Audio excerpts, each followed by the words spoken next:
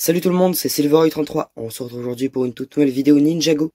Et oui, car c'est la présentation du set 71 842.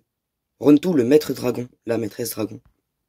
Et déjà, je vais vous montrer quelque chose qu'il faut absolument rajouter si vous avez les pièces, bien sûr, et que vous comptez acheter ce set. Ou que vous l'avez déjà, car ça l'améliore vraiment beaucoup. Avec tout ceci, vous aurez de quoi l'améliorer. Sinon, si ce n'est pas déjà fait, n'hésitez pas à vous abonner et à liker, ça me ferait extrêmement plaisir. Sur ce, très bonne vidéo à toutes et à tous. On va commencer par les améliorations que l'on peut apporter aux figurines. Bon, déjà la lanterne, ça bouge. Sora et Lloyd sont très bien comme ça, mais Brazzera va falloir changer ça avec ceci. Et voilà, déjà nous avons une Brazzera bien plus accordée à la série. Mais ceci va être utilisé par Zarkt pour pouvoir représenter son malheur. C'est très bien, mais on n'a plus qu'à rajouter ceci pour le rendre un petit peu plus stylé. Avec un petit peu plus de hauteur entre son torse et sa tête, à cause de son chapeau qui fait très accroché, ça le fera légèrement mince. Et voilà, déjà, il paraît un petit peu plus réaliste. Maintenant, passons par Rontu, on va lui enlever ça. Ah, désolé, je ne vais pas encore vous dire pourquoi est-ce que je vais le faire, mais en tout cas, ce sera révélé à la toute fin de la vidéo lorsque je vais mieux présenter les figurines. Parce que là, c'est juste pour dire ce que je change du Lego lors de la présentation. Pour Rontu, passons à ce que je vais retirer pour pouvoir améliorer le set. Déjà, bon, ça n'a jamais tenu, je n'ai rien pour pouvoir le faire tenir. On va enlever ça, ainsi que la mâchoire, ça. Et on va rajouter quelques petits trucs. Ceci, et ça. Voilà ce que ça donne sur la queue. Voilà.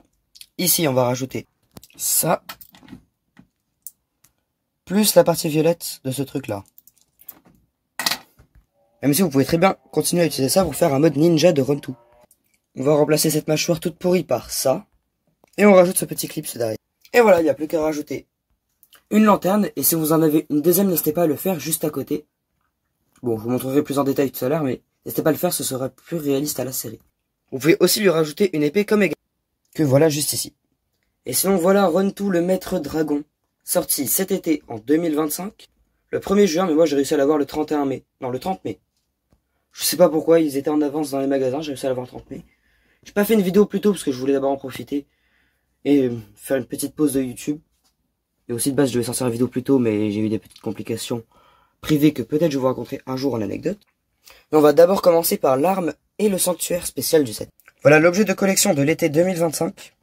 Une lame de révélation. Une épée vraiment très grande qui permet de révéler des choses. Par exemple, sur ce petit sanctuaire, une construction secondaire du set. J'adore les constructions secondaires. Ça permet de révéler un visage maléfique.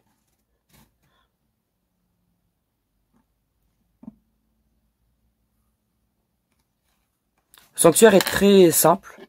Mais bon, ça fait toujours une petite décoration en plus. Pour vos scènes de combat ou autre chose.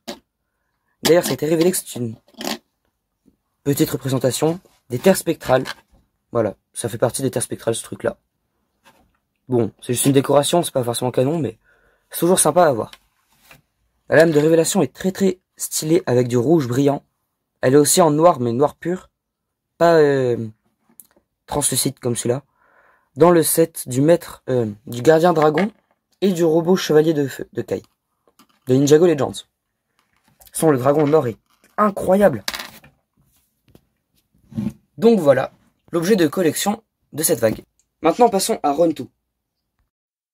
Livré dans une toute petite boîte, vraiment plus petite que celle de Egalt, Rontu est quand même très sympa.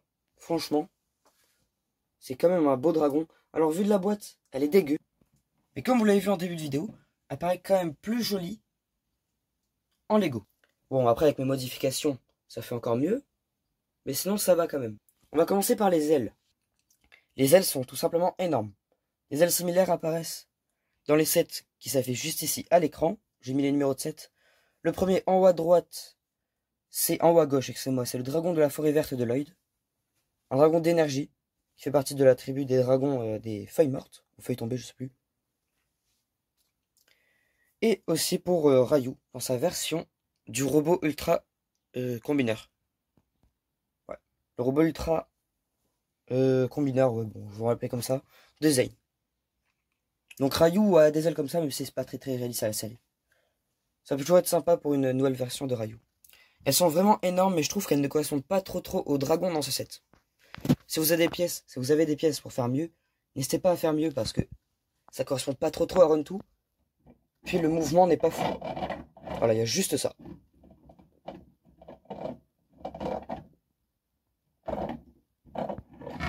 Donc en plus, il y a une limite là. Parce que sinon, ça ne correspond pas, ça ne fait vraiment pas droit du tout. Donc le mouvement est limité et pas forcément tout droit. Puis comme vous venez de le voir ou de l'entendre, ce n'est pas le dragon le plus stable de tous. C'est dû au fait que juste en dessous, c'est des pièces totalement plates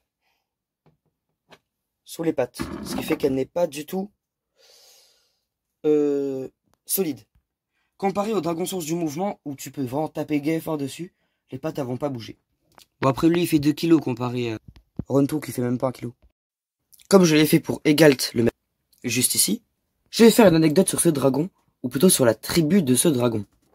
Car effectivement Ronto fait partie d'une tribu de dragons, les dragons des feuilles mortes. Par exemple la matriarche ça fait juste ici, en tout cas la représentation faite par le dragon source du mouvement, juste ici. C'est une race de dragons, ce sont les dragons des forêts comme le dragon vert de la forêt de Lloyd, juste ici, et le dragon feuillu, juste ici, qui est dans la cité des temples. C'était une petite anecdote. Ronto est un dragon vraiment très unique par sa couleur. Ne cherchez pas, il n'y a aucun autre dragon qui a exactement la même couleur, sauf un, on peut dire ça, c'est le dragon arche de la concentration, qui possède une partie violette, mais Ronto est plus bleu que violette. C'est vraiment un dragon plutôt beau à exposer, en vrai de vrai. Son violet là, au-dessus, et plus sur le côté du bleu, sauf à la fin, ça fait vraiment bleu. Et comme ceci, ce rose magenta, ça fait comme exactement à la dans la série, des espèces de feuilles à la fin de sa queue. En termes de torse, c'est un petit peu comme Egalt, les Go n'ont pas décidé de leur faire des vêtements, ils sont donc tout nus. Mais c'est quand même très sympa. J'adore particulièrement les pattes avant, elles sont vraiment incroyables. Les espèces de design qui passent comme ça et comme ça, fonctionne très bien, ainsi que le bras mécanique souvent utilisé pour les robots. Ça passe quand même plutôt bien, j'aurais préféré qu'il soit en bleu foncé. Même si je crois pas que ça existe de cette couleur. Mais ça aurait été quand même plus joli pour Ronto. Même si le gris, franchement, ça passe. Les petites chaînes en or là autour de ses pattes. Bon, les pattes sont quand même très similaires de l'autre côté. Mais elles sont très cool, avec quand même pas mal de possibilités. La patte avant est exactement la même de l'autre côté. Juste elle est en miroir. Le côté du dragon est très simple et fait quand même assez organique. De plus gros vers plus petit vers l'arrière. Un petit peu comme ça pour les animaux. Par exemple le chien ou le chat ça fait un petit peu pareil. Sauf le chat si c'est une chatte et qu'elle est enceinte. Ou alors que c'est vraiment un gros chat qui mange bien. Ça va faire plus gros mais normalement c'est plus comme ça. C'est plus pour les chiens mais bon. Vous comprenez ce que je veux dire. Le rond à l'arrière pour les pattes fonctionne très bien. Parce qu'elles ont un mouvement plutôt pas mal. Juste là. Ils peuvent se déplacer. C'est vraiment très intéressant. Juste avant de parler de la queue de Ronto, nous allons parler de son cou et de sa tête. Cette pièce-là en bleu et violet, enfin cette partie du cou fonctionne très bien avec ce style de couleur. Dommage qu'il y ait du noir là. C'est pas trop dérangeant. Mais ça change énormément du bleu et du violet. J'aurais préféré que ce soit bleu ou violet, tu vois. Mais bon. Alors oui, c'est pas très solide ce que j'ai fait. Mais ça permet de voir ce que j'ai fait. Qui est violet avec un petit peu de bleu parce qu'elle a des petits détails bleus en tout de la série. Sinon ça bouge plutôt bien. Et ça aussi. Autant profiter de ma gaffe pour pouvoir mieux voir Run 2. De face, elle est vraiment magnifique. Mais comme vous pouvez le voir, ça c'est vraiment un défaut énorme. C'est pas solide du tout. J'ai à peine forcé. L'arrière n'est pas très visible. Mais ça va. Il n'est pas trop bizarre non plus. La partie là est plutôt bien, on s'y habitue vite. Le nouveau moule de tête dragon, qu'est-ce que j'en pense? Mais franchement, il va très bien, juste ils n'ont pas fait de moule pour le bas. Pourquoi, je sais pas. Ils auraient absolument dû en faire un, parce que bon. Soit c'est une tête totalement à construire, soit c'est que des moules. Mais non. Du coup, je décide de l'améliorer en rajoutant du bleu en dessous pour que ça passe plus uniforme. Le gris, j'ai toujours pas trouvé cette pièce là en bleu. Et du bleu juste à l'avant. Le rose, pareil, je n'ai toujours pas trouvé de quoi le remplacer. Par contre, à l'intérieur, j'ai rajouté du rouge pour faire sa langue. Ce qui passe quand même plutôt bien. Et quand on le regarde de loin, on a l'impression que c'est plus rempli en noir, alors que c'est rouge. Ce qui fait que ça paraît pas vide à l'intérieur. Comme certains dragons que j'ai cités précédemment. Celui-là. Mais revenons-en aux faits. Les cornes de Rontu sont vraiment incroyables. Masterclass. En rose, là, c'est extrêmement bien fait. Avec les petites lanternes, là. C'est vraiment un 10 sur 10 pour les cornes de Rontu. Très bien réussi. Sauf la stabilité. C'est vraiment pas solide du tout. Et le haut, c'est classique. Simple et efficace. Certes, ce Lego a beaucoup trop de défauts. Mais si on les corrige, et si on prend un petit peu de temps, on peut s'y habituer. Et les défauts ne sont pas très grands. Oh mais mince, j'ai oublié la queue. Parce que la queue est vraiment masterclass. Avec ça. Parce que sans, ça fait vraiment tout petit. Et ça enlève des points au dragon. Cette grosse partie-là de la queue est très bien réussie. Elle est très similaire à celle des Galt. Avec seulement ce mouvement-là. Ça paraît vraiment beaucoup plus naturel. Ça, je l'ai rajouté pour pouvoir faire plus de mouvements. Ça, c'était déjà là. Pour faire encore plus de mouvements. Et ça aussi. Pour faire encore plus de mouvements. Sinon, c'est très simple. Hein. Du bleu, un peu de violet. Un tout petit peu de rose pour pouvoir faire des ressorties de sa couleur secondaire. Et là, sa queue que j'ai créée par moi-même. On peut poser une épée. Bon, épée très simple à faire si vous avez les matériaux. On peut l'accrocher. C'est comme les Galt. Maintenant, les positions du dragon. Rontu qui attaque. Rontu dans une position très classique qu'elle a dans la série. Rontu qui prépare son spin jitsu. Rontu qui se prépare à attaquer. Mais bon, maintenant, il est temps de passer à autre chose. Et après, je dirai mon avis total sur ce set et mes recommandations. Nous allons commencer par la figurine la plus lassante de Ninjago Dragon's Rising, Brazzera Tournoi des Sources. Elle est apparue dans ce set, dans celui-ci, et dans celui-là. Et encore, je n'ai pas tout cité parce que je ne les ai pas tous. La figurine est quand même très très cool, mais on en a marre de la voir tout le temps. Ses cheveux sont uniques à la figurine de Brazzera. Ce que j'adore. La tête c'est toujours la même, pas de double tête. Le dos, le petit dragon, petit symbole de flamme là est très sympa, petit dragon de feu.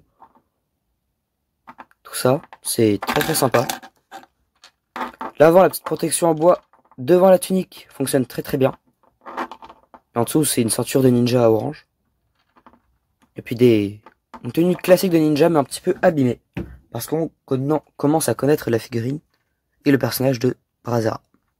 La figurine paraît déjà 15 fois plus incroyable avec l'armure. Maintenant, l'antagoniste de ce set. Zarkt, le maître élémentaire du malheur. Un félin anthropomorphe. Une figurine vraiment très très cool. Avec les chaînes en or là. Et l'espèce de corruption bizarre qu'il y a en noir et violet à l'intérieur. De sa tunique, vert foncé et très légèrement vert clair. Une figurine vraiment très classe pour un personnage pas très fort dans la série malheureusement. Les chaînes continuent derrière avec le symbole des 5 bannis à l'arrière. Le chapeau est quand même très bien et je pense qu'il sera réutilisé à l'avenir pour d'autres sets, pour des décorations et pas forcément d'autres figurines. On voit quasiment pas du tout l'intérieur de la figurine avec son visage, mais moi je vais vous le montrer. Voilà. D'ailleurs, il a une petite anecdote lui aussi, mais très moins importante. Il est le seul des 5 bannis à avoir une double tête, et pourtant, c'est la tête qu'on voit le moins des 5 bannis. C'est bête. La tête est quand même très intéressante, avec des yeux rouges naturellement.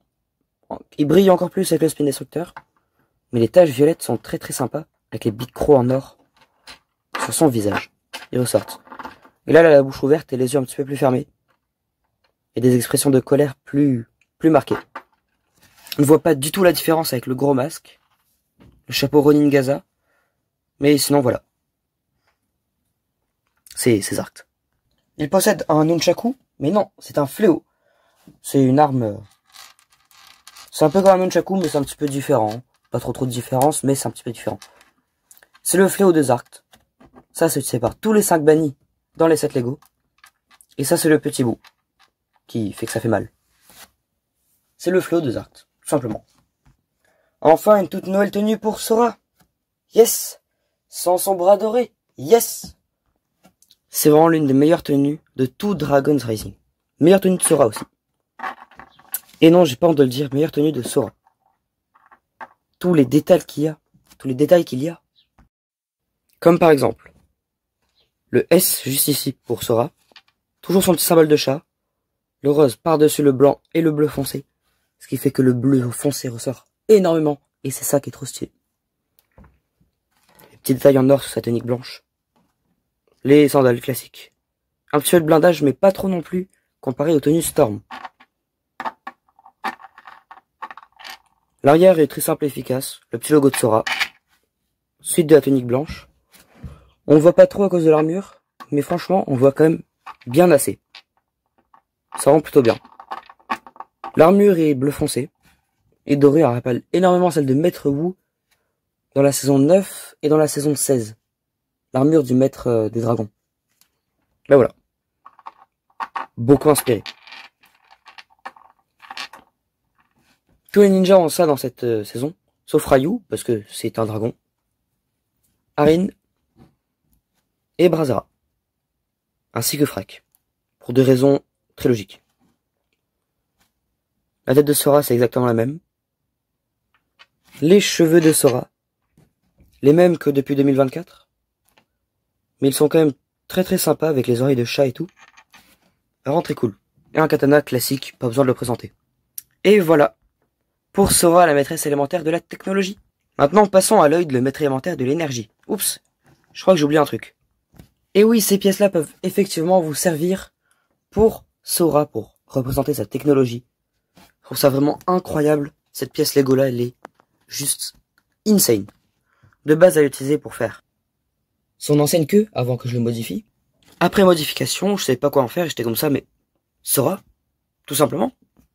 Mais bon, bref, passons à Lloyd. Sa tenue du tournoi des sources était meilleure que celle de Sora. Sa tenue Climber, forcément meilleure. Sa tenue Mech Suite était incroyable. Storm aussi.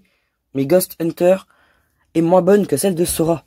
Et c'est bien pour un nouveau personnage, tandis que Lloyd, on le connaît depuis 2012. Il a une armure bien protégée, un petit peu de samouraï au fond en rouge, avec un petit dragon qui... Une armure dragon en or qui tient un L pour Lloyd. Toujours du rouge, très nouveau pour Lloyd, mais franchement, ça lui va très très bien. Avec toujours un petit peu de doré, les mêmes grosses sandales, et les détails de la tenue qui fonctionnent très très bien. Mais elle n'est pas aussi détaillée que Sora, ce qui fait qu'elle est moins jolie, à mon avis. L'arrière est simple et efficace. La sangle qui permet toujours de tenir l'armure et la tenue. Et le L de Lloyd comme logo. Bon, la double tête, vous commencez à la connaître. La plus classique depuis 2017. Qui va sur l'armure de Lloyd. Qui est un petit peu trop vert clair. Franchement, je trouve qu'il y a beaucoup trop de vert clair. Certes, Lloyd est devenu vert clair depuis la fusion. Mais là, c'est beaucoup trop. Tournoi des sources fonctionnait très bien avec ce vert clair, mais là, c'est trop. Faudrait peut-être revenir au vert foncé. Ça lui allait plutôt bien, je trouve. Mais sinon, l'armure est quand même très sympa. Avec le petit dragon orné en or. La petite protection à droite. Et la grosse protection là, avec les cheveux, qui correspondent très bien du coup. En termes de suite logique de tenue de Lloyd, bien sûr c'est un 10 sur 10. Mais en termes de joli, de beauté, c'est pas un 10 sur 10. Plus un 6 sur 10 pour Lloyd. Et pourtant d'habitude j'aime bien ses tenues. Son arme, plus besoin de la présenter, vous la connaissez par cœur. Peut-être que je vais faire un short comparaison à l'avenir dans cette semaine-là qui va venir. Comparaison Round 2 contre Egalt. Egalt l'emporte, mais Round 2 est quand même très très bien. Je vous le recommande si vous êtes un passionné de Ninjago et que vous avez assez de pièces pour pouvoir l'améliorer. Mais si c'est pour les figurines, je vous recommande plus de prendre le dragon Arche de la Concentration ou le Temple Bounty pour avoir Zarkt. Et pour Lloyd et Sora, je vous recommande plus de prendre le Jet de Lloyd. Le Jet transformable. Il est mieux, il y a plus de figurines, un prix plus intéressant pour ce que c'est, et franchement, il est mieux. C'est quand même un très bon set. Je lui mets un 6,5 sur 10. Parce que malheureusement, je vais noter la construction de base, 6,5. C'est pas mal. Pour le prix de ce Lego, 50 €. C'est un petit peu cher pour ce que c'est. Mais avec mes améliorations, c'est plus 7,5 sur 10. Selon moi. Même si les ailes sont un petit peu trop grosses. S'il est juste comme ça pourrait très bien être un dragon de la forêt lambda. Mais c'est rien tout. Donc, je suis mitigé. Enfin bon, si ce n'est pas déjà fait, n'hésitez pas à liker et à vous abonner. Ça me ferait extrêmement plaisir. Sur ce, à très bientôt pour le toute nouvelle vidéo et short. Salut!